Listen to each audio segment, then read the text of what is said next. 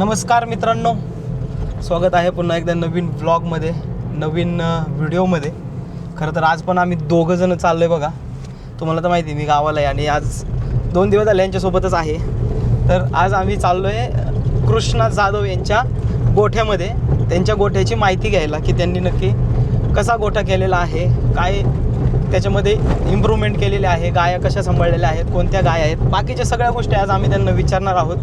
खरं तर गोठ्या क्षेत्रातलं गायांच्या बाबतीतलं माझ्यापेक्षा जास्त माहिती यांना आहे, त्याच्यामुळं ते पण सोबत आहेत आणि म्हणून आम्ही आता दोघं जण चाललेलो आहोत. चला मग त्यांच्या गोठ्यावरती जाऊयात, बघूयात त्यांचा गोठा नक्की कसा आहे, त्यांचा बिझनेस कसा आहे, कसं ते गाईचं पालन करतात ते आपण पाहणार आहोत. चला आता आपण आलेलो आहोत त्यांच्या गोठ्यावरती. हे बघा इकडे मशीन आणि आधुनिक पद्धतीने चालू आहे त्यांचं काम. इकडं बघा गाया वगैरे धुण्याचं काम चालू आहे.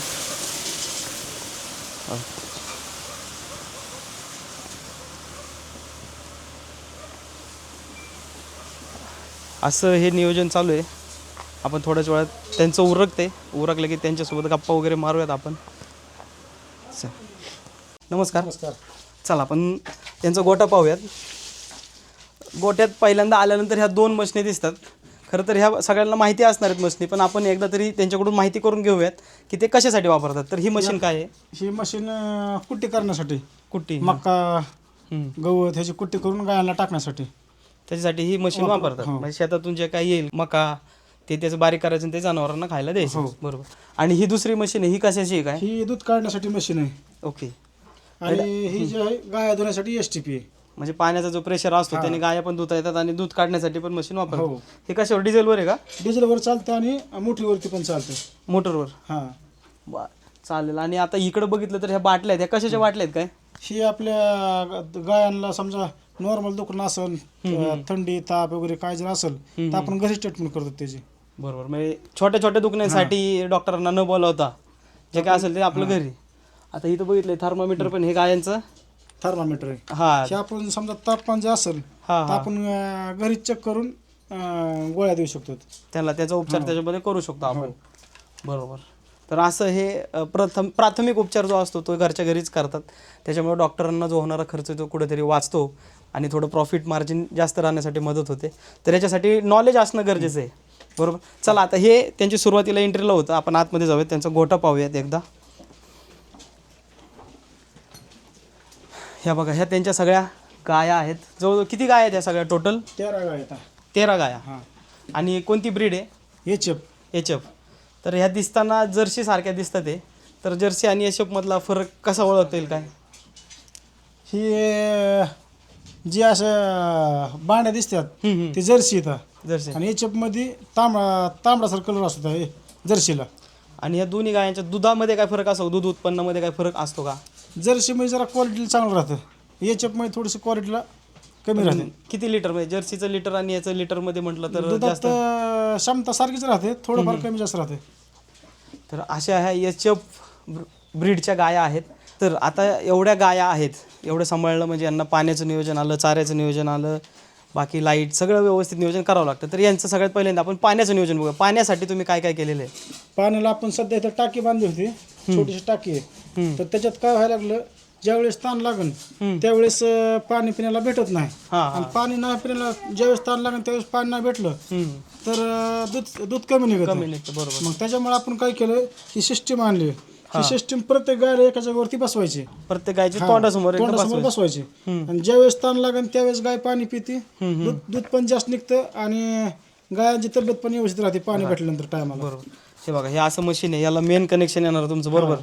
आणि हे पाण्याच्या प्रेशरने असं राहणार, गायने तोंड घातलं की हे खाली जाणार, पाणी त्याच्यामध्ये येणार सगळं, आणि मग गायला पाहिजे तेव्हा ते पाणी लागेल तेवढं आपल्याला ते पिऊ शकते. आता ह्याच्यात पाणी येण्यासाठी आता ह्या टाकी होतं नाही जमलं, मग तुम्ही मोठी टाकी वगैरे काय केली? मोठी आपण वरती टाकी बांधली. किती लिटरची ती काय? 10,000 लिटरची असेल. 10,000 लिटरची टाकी एवढी. मग एकदा भरली तरी 2-3 महिने टेन्शन नाही. 2-3 महिने टेन्शन नाही. बरोबर. तर एवढं मोठं पाण्याचं नियोजन गायांसाठी करावं लागतं. खरं तर भरपूर गाय आहेत त्याच्यामुळे लागतच असेल. आणि यांचं चाराचं नियोजन कसं करता तुम्ही? चाराचं आपण सध्या ज्वारी आणि पाऊस पडल्यानंतर डायरेक्ट सगळे मका करतो. मका केल्यानंतर त्याचा मुरघास करून ठेवतो. मुरघास करून यांना खायला द्यायचं मुरघास. बरोबर. जातं केल्यानंतर दुधाचं पण प्रमाण वाढतं. हा, खरं मुरघासाचं मी ऐकलेलं आहे की ते जनावरांना खरंच चांगलं असतं आणि त्यांनी दुधाची क्षमता पण वाढते. तर ते तुम्ही देता इथं व्यवस्थित. आता मी गोठ्यामध्ये बघितलंय फॅन वगैरे लावलेत. फॅनचं का बरं लावलं काय? फॅनने उन्हाळ्यात उष्णता वाढते ना, त्याच्यामुळे ते फॅनने उष्णता मेंटेन राहते त्याच्यासाठी फॅन. बरोबर. आणि हे जे आहे ते आपण तुषार बसवले तर फॅन म्हणजे हा, हे मध्ये मध्ये काय आहे सगळं? हे जे आहेत का नाही तुषार येतं, त्याने काय होतं? त्याने बारीक असे गोल पाणी पडतं. पाणी पडल्यानंतर फॅन चालू असल्यानंतर चौकड असे थंड राहतं, वातावरण थंड राहतं. म्हणजे जसं ते काय म्हणतो आपण, ते फवारणी असतात तसं ते त्याच्यातून ते पाणी सगळीकडे पूर्ण पसरतं. हां बरोबर. म्हणजे ते गार वातावरण राहण्यासाठी. हां. बरोबर. ठीक. आता गाईपासून उत्पन्न काय काय असतं? आता दूध तर आहेच, अजून काय काय उत्पन्न आहे? गायपासून शेण भेटतं आपल्याला, शेतीला हे होतं ना. हा, शेण. आणि जर आपण समजा चांगल्या क्वालिटीची जर गाय घेतली, आपण चांगल्या क्वालिटी जर ब्रीडिंग केलं आपण तयार तिचं, समजा एक ब्रीडिंगवरती काम केलं का नाही, त्यावेळेस आपण समजा त्याच्यातून नवीन जी जन्माला येतात त्याच्यापासून पण उत्पन्न आहे. बरोबर. जेवढा आपण सांभाळ करतो ना त्याचा चांगला व्यवस्थित, तर चांगलं आपलं त्याच्या पण उत्पन्नात पैसे मिळतात. आता सगळ्यात पहिलं आपण शेणाचं बघू. आता शेणाचा ढिगारा, एवढा मोठा शेणाचा ढिगारा आहे त्यांच्याकडे. याचं काय, याच्यापासून काय उत्पन्न आहे? आता एक त्याच्या गावऱ्या वगैरे मला नाही वाटत इथं करतात घेतं गावऱ्या. नाही, आता कोण नाही करत. आता सध्या आपण शेतीला खत म्हणून वापरतात. आणि आपल्याला थोडीशी शेती असल्यामुळे आपण काय करतो, 5,000 रुपयाला ट्रॅक्टर विकतो. ओके. म्हणजे हे विकायचं, त्याच्या पैशातून चारा घ्यायचा. म्हणजे शेणाचा असा पण वापर आहे की बाबा हे देऊन त्यांना चारा पण विकत घेऊ शकतो.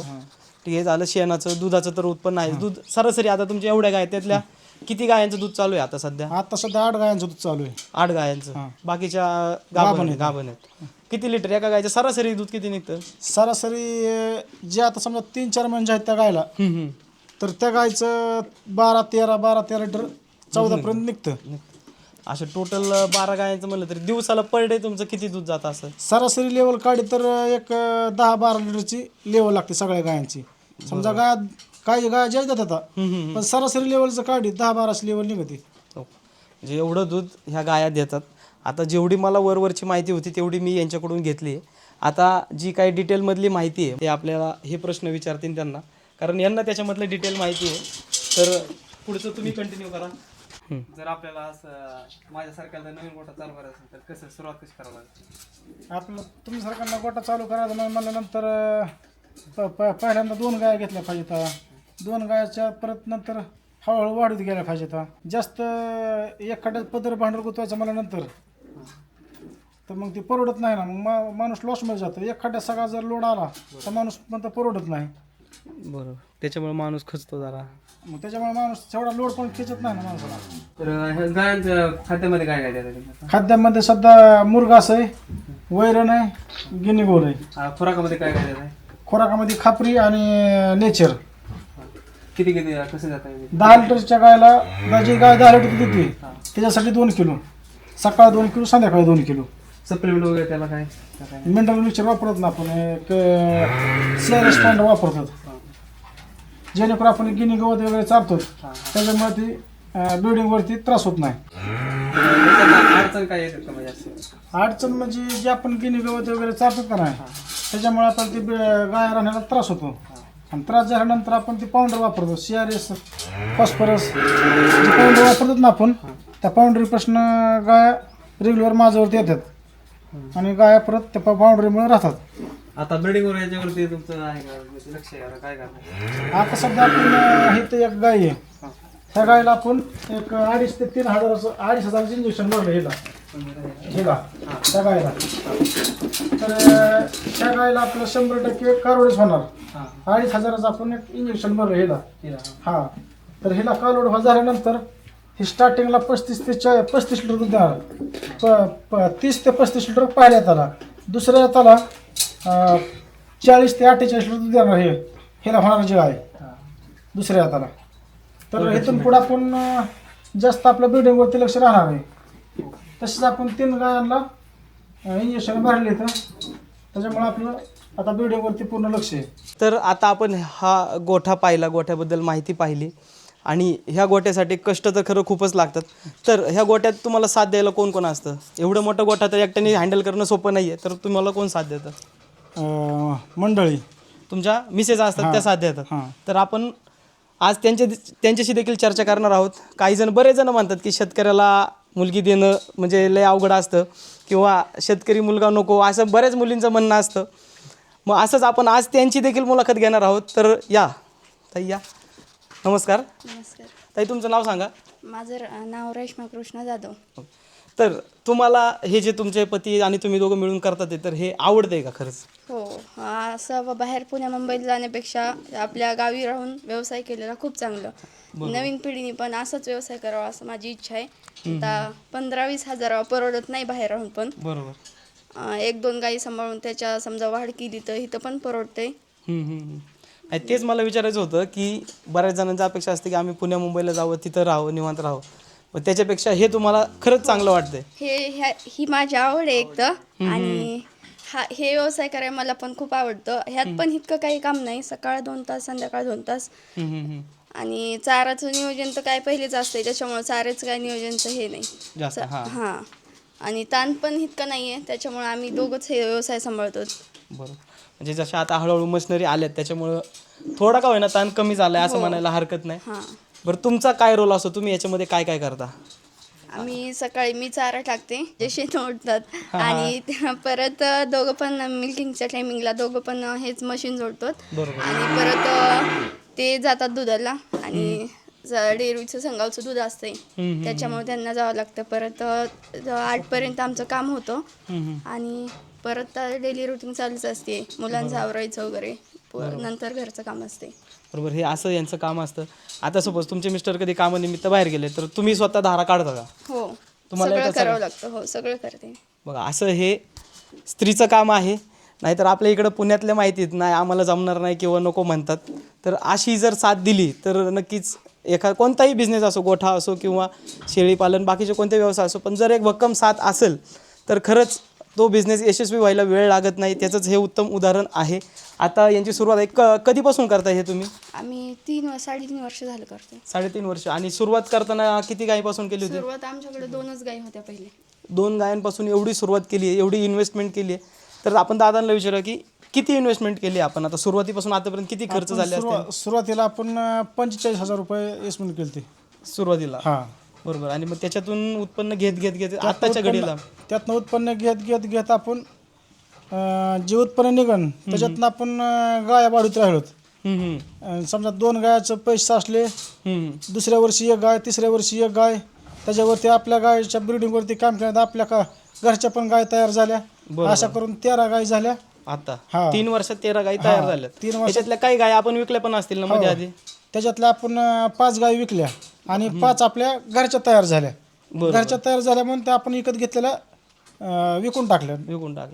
आणि मग आत्ताच्या घडीला आता मी बघतोय एवढं सगळं आहे. फॅन, लाईट, CCTV कॅमेरे देखील आहेत, पाण्याची सोय, पाण्याची टाकी, 10,000 लिटरची टाकी. तर ही सगळी इन्व्हेस्टमेंट किती असेल आत्ताच्या घडीला? आत्ताच्या घडीला 12-13 लाख रुपये गुंतवणूक झाली. पण आपण सगळी ह्याच्यातनंच हे केलेलं आहे. म्हणजे ज्याच्यातून उत्पन्न निघालं. म्हणजे सुरुवातीला जी 45,000 रुपये इन्व्हेस्टमेंट केली होती त्याच्यातून उत्पन्न घेत आज 12 ते 13 लाख रुपये इथे इन्व्हेस्ट केलेले आहेत आणि आता त्याच्यातून उत्पन्न चालू आहे. बरं, अजून पण इन्व्हेस्टमेंट करायची तयारी आहे का की आलेले उत्पन्न आहे त्याच्यातून? आपलं नियोजन एक 40 ते 50 गायांचं नियोजन करायचं आपल्याला. हो, एवढ्या गायांचं? हा. आता इथून पुढे असंच वाढवत ते करायचं. वाढवत जाऊन आपलं एक 3 वर्षामध्ये पूर्ण 50 गायचं टार्गेट आहे आपलं. आणि चालू मध्ये पण ब्रीडिंग वरती आपल्याला पूर्ण लक्ष ठेवायचे. बरोबर. म्हणजे 2 गायांपासून सुरुवात केली, पुढील 5 म्हणजे सुरुवातीपासून आधीचे 3 आणि इथून पुढे अजून 2 ते 3 वर्ष जातील. तेवढ्या वर्षांमध्ये 50 गायांचं टार्गेट आहे. फक्त याला वेळ द्यायला लागतो. बरोबर. आणि आजकालचे जे तरुण आहेत त्यांना संयम थोडा कमी आहे की त्यांना लगेच रिझल्ट पाहिजे. त्यांना लगेच रिझल्ट पाहिजे. लगेच आपल्याला समजा 50,000 भेटले पाहिजे, 40,000 भेटले पाहिजे. स्टार्टिंग आपण आपल्याला 2 गाय केल्या तर त्यावेळेस आपल्याला स्टार्टिंगला 5,000 रुपये राहायचे सगळं. त्याच्यातनं आपला घर खर्च सर्व आपण भागवायचो. अरे बापरे. हे किती दिवस चालू होतं? हे आपलं एक कंटिन्यू एक वर्ष आपण सांभाळलं. हे असंच 1 वर्ष फक्त 5,000 रुपये राहायचे आणि त्याच्यामध्ये घर किराणा सगळं त्याच्यात भरायचं. त्याच्यावर ते तिथं ॲडजस्ट केलं, त्याच्यानंतर आता कुठेतरी इथं हे आलं. हा. पण आता इन्व्हेस्टमेंटची तयारी म्हटल्यानंतर आता पण ह्याच्यातून जास्त पैसे काढून चालत नसते. नाही ना, महिन्याला तुम्ही स्वतःची इन्कम ॲज अ पेमेंट म्हणून किती रुपये काढता ह्याच्यातून? ह्याच्यातून आपण महिन्याला 20,000 रुपये काढतो. बाजूला 20,000, बाकी जो काय होईल तो ह्याच्यातच गुंतवायचा. ह्याच्यातच गुंतवणूक करतो आपण. बरोबर. आणि कुठेतरी असं केलं तरच आपण हे वाढवू शकतो. बरोबर आहे. चला, आता हे असं तरुणांना गणित आहे की तुम्ही कॉम्प्रोमाइज करायला शिकलं पाहिजे. 5 वर्ष वाट बघतात हे, त्याच्यानंतर कुठंतरी त्यांचा जो ड्रीम म्हणतो ना आपण गोठा, तो तयार व्हायला मदत होणार आहे. तर त्याच्यासाठी त्यांनी 5 वर्ष वेट केले. नाहीतर आजकालचे लगेच 5 मिनिटात मला पाहिजे असं होत नाही, त्यासाठी वेळ जावाच लागतो. चला, आता आपण गायींबद्दल माहिती पाहिली. आता मी इकडं पाहिलं की ही जी वासरं आहेत यांना एक वेगळं सेक्शन केलेलं आहे पलीकडं. असं का बरं, काय आहे ते नक्की? कारण का आपण एक वासरू ज्यावेळेस गाय विते वेल्यानंतर आपण गायला पाजत नाही, आपण डायरेक्ट पलीकडनं आणतो आणि जाळीत सोडतो. पलीकडून सेपरेट आपण कप्पा केलाय, पलीकडे गेट केले. गेट करून आपण त्याला बाटलीने दूध पाजतो आणि 2.5 ते 3 महिने त्या जाळीतच ठेवतो. नंतर आपण ज्यावेळेस मोठं होईल त्यावेळेस बाहेर काढतो. एक पहिल्या महिन्यात त्याला 2 लिटर दूध पाजतो आपण, दुसऱ्या महिन्यात 3 लिटर, आणि समजा 2 ते 2.5 महिन्यात आपण सरासरी सकाळी 2.5 संध्याकाळी 2.5 लिटर असं 2 टायमाचं 5 लिटर दूध पाजतो. ते बाटलीनेच पाजायचं? बाटलीनेच पाजतो, सकाळी आणि संध्याकाळी. बरोबर. मग हे त्यांना मोकळं सोडायचं पलीकडच्या ह्याच्यामध्ये, ते मोकळेच असतात दिवसभर. आता हे जे दिसतात हे किती महिन्याचे असतील? ही एक 2.5 ते 3 महिन्याची. 2.5 ते 3 महिने. आणि किती महिन्यापर्यंत बांधून ठेवता ह्याच्यामध्ये? आपण ह्यात एक 3 महिन्यापर्यंत आतमध्ये सोडतो, नंतर आपण इकडे बाहेर गायांमध्ये बांधतो. ज्यावेळेस दुसरी होतील त्यावेळेस आपण ते आतमध्ये सोडायचे. बरं, हे असं करण्यामागचं कारण काय, कशामुळे आपण करतो? कारण का बांधून ठेवल्यानंतर जी त्यांना जसं आपलं फिरायचंय तसं समजा खाजवायचं, काय झाल्यानंतर खाजवता आले पाहिजे, सगळ्या गोष्टी म्हणजे हे झालं पाहिजे. तसं आपल्याला व्यायाम गरजेचा आहे, तसं त्यांना बी फिरता वगैरे. बांधून ठेवल्यानंतर व्यायाम होत नाही ना. बरोबर. मग त्याच्यामुळे आपण थोडीशी आपल्यापेक्षा जागा कमी असल्यामुळं थोडंसं आपण बनवलं तेवढ्यात पण ती फिरू शकतात. भविष्यात मोठी जागा असेल त्यांना मोठी जागा करणं गरजेचं आहे. तर अशी ही आपण आज त्यांची भेट घेतली. त्यांनी देखील आपल्याला वेळ दिला, त्याबद्दल तुमचे आभार सर. धन्यवाद.